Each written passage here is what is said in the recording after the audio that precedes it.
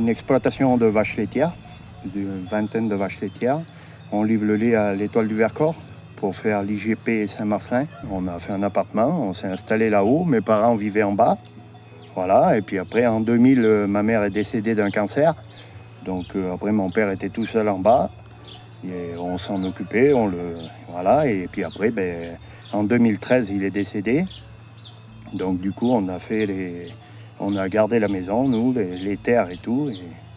Et puis maintenant, on rénove tout le bas, premier étage pour avoir plus de place et tout. Comme on a 3 enfants. La MSA est engagée dans le cadre de la lutte contre l'habitat indigne et la précarité énergétique. La plupart de nos situations sont remontées suite à des détections réalisées par les travailleurs sociaux dans le cadre de leurs accompagnements.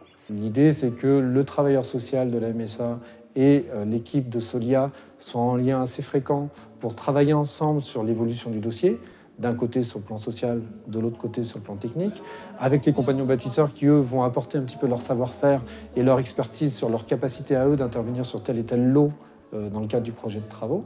Et puis derrière, avec la MSA qui chapeaute le projet, qui coordonne et qui permet à tous de créer les espaces de discussion, d'échange qui parfois nous réorientent vers la bonne direction. Et ensuite, nous, notre rôle, c'est d'aller rencontrer la famille, de visiter le logement, de caractériser les difficultés du logement et de déterminer effectivement si oui ou non le projet semble en adéquation avec les financements qui peuvent être mobilisés auprès de l'ANA et notamment dans le cadre de l'autoréhabilitation accompagnée. L'habitat indigne, c'est une des premières manifestations du mal-logement dans les territoires ruraux.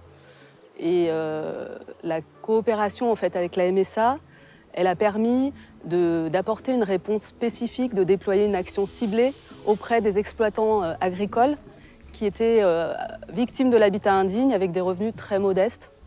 Donc c'est notre entrée en fait, pour soutenir ce projet et la raison pour laquelle nous avons souhaité en fait, apporter notre soutien financier à ce projet. On a mis ça tout en route et après, il y a une dame de la MSA qui nous a proposé une aide par rapport aux compagnons bâtisseurs, quoi. Donc on a accepté tout de suite parce que bon, avoir des coups de main, c'est toujours appréciable, quoi. Nous, notre mission, c'est vraiment de pouvoir rencontrer les familles pour savoir si un projet d'autoréhabilitation accompagnée est réaliste, de par leur situation à tout point de vue, technique déjà bien sûr, mais aussi social, de motivation, d'envie, de capacité.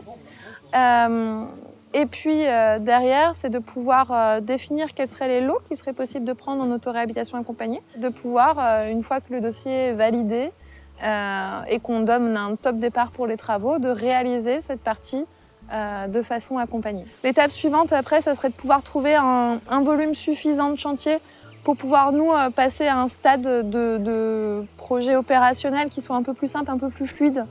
Ici, c'est notre chambre avec un petit dressing. Le grand, il a pris la chambre là-bas parce que comme ça, il pouvait voir les vaches.